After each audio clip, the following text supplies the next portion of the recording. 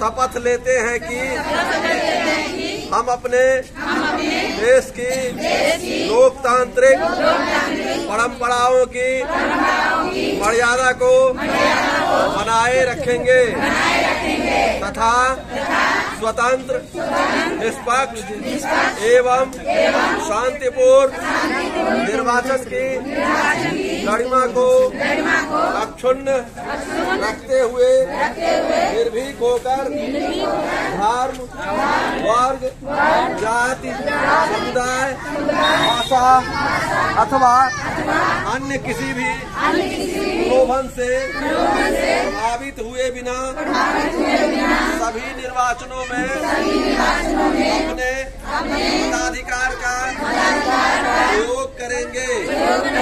धन्यवाद।